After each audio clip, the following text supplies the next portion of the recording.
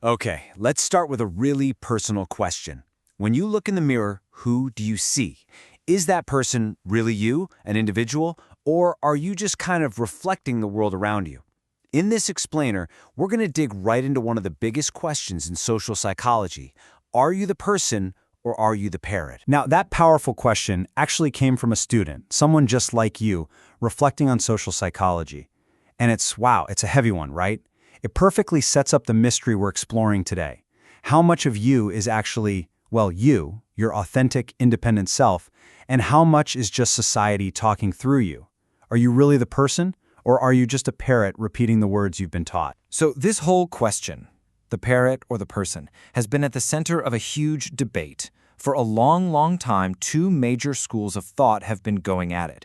Think of them as the two main suspects in our little investigation into what really makes us tick. All right, let's bring in our first suspect, the case for society.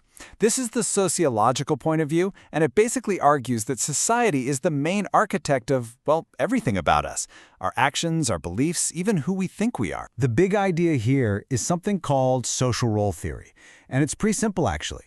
It says we're all just actors on a giant stage. Society writes the script, it creates all the characters, the role of parent, employee, friend, and our job is just to learn our lines and play our part.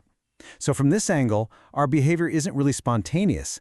It's more like a performance, totally guided by what everyone else expects. Let's make this real with an example. Meet Jose. At work, he's a star employee, follows all the rules. At home, he's a super loving father and husband.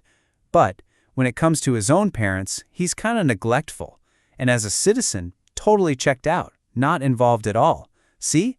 It's the same guy, but his behavior completely changes depending on which hat he's wearing.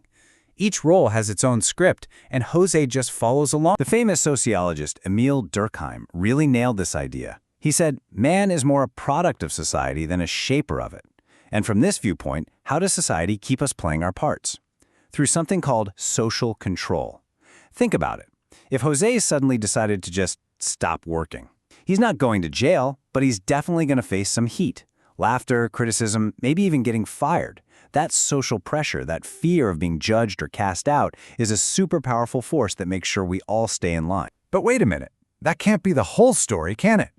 So now let's bring in our second suspect, the case for the self. This is the psychological view, and it completely flips the script. It says, nope, the real driver isn't society out there. It's what's happening inside your own head. And the magic word here is perception. According to this idea, all those social pressures, they don't matter one bit unless we notice them and decide they matter. Our behavior isn't really determined by the situation itself, but by how we personally, internally interpret that situation. Let's put this to the test. Imagine a dramatic scene, a car accident on a busy street. The external event, the crash, is exactly the same for every single person who witnesses it. But does everyone react the same way? No way. I mean, look at the different reactions. One person, maybe they're a former EMT, rushes in to help. Another person is frozen in fear and just watches from afar. A third person is listening to music, totally lost in their own thoughts and barely even notices. And then there's the person who pulls out their phone to take a selfie for social media. The event didn't change. What changed was how each person perceived it. And that perception is what drove their actions. So for this side of the argument, the only world that matters is the world inside your head. Okay, so there you have it. The two sides of the coin. On one hand, the sociological view says society's in the driver's seat. On the other, the psychological view says, no, the individual's mind is at the wheel. And for years, social psychology was just this big tug of war between these two ideas. So, who's right? Who wins? Well, here's the twist. The verdict is kind of surprising. It turns out it's not about picking a winner. A newer, more complete view came along and basically said, hey, you're both missing the point.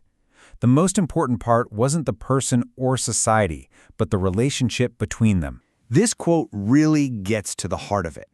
The individual acts on the world, changing it, and in doing that, changes themselves. It's a dynamic two-way street. We're not just puppets, and we're not just these isolated brains floating around. We act on the world, and as we change the world changes us back. It's this constant, incredible loop. So how does this actually work?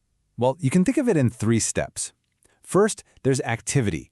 That's just us physically interacting with the world, like a baby grabbing things. That activity builds our consciousness, how we understand everything, which we learn through shared language and relationships. And finally, those 2 things come together to form our identity, our own unique story. And this is the mind-blowing part. Our inner self isn't just influenced by society, it's literally built out of our social world. And at the same time, we're helping to build that world for others. Okay, but this isn't just some abstract academic idea. You can actually see this dance between the individual and society happening all around you, every single day. Just think about something like netiquette, the rules of the internet. When the internet first showed up, there was no instruction manual, right? It was the Wild West. But over time, all of us, as individuals and groups, we created a whole new set of social rules for how to act online. We acted on this new digital world, and in the process, we changed the rules, and we changed ourselves. We became people who know that, typing in all caps is like shouting. And you can see this on a much bigger scale, too, over centuries. Take one of our most basic institutions, the family. The family structure we have today wasn't just handed down from on high. It was transformed by our collective choices and actions. We went from these huge, extended families in the agricultural era to the smaller nuclear family during the Industrial Revolution, and now to all the diverse kinds of families we see today. We changed our world, and by doing that, we completely changed the definition of what a family even is. So let's go back to our big question. Are you the person or the parrot? And the answer is, you're both. And that's what's so amazing. You are absolutely a product of the society you grew up in, shaped by its language, its rules, its expectations. But, and this is the important part, you are also its creator. Your actions, your choices, your perceptions are constantly changing and reshaping that very same society. So the real question isn't, which one are you? The real question is, now that you know you're both, what are you going to transform?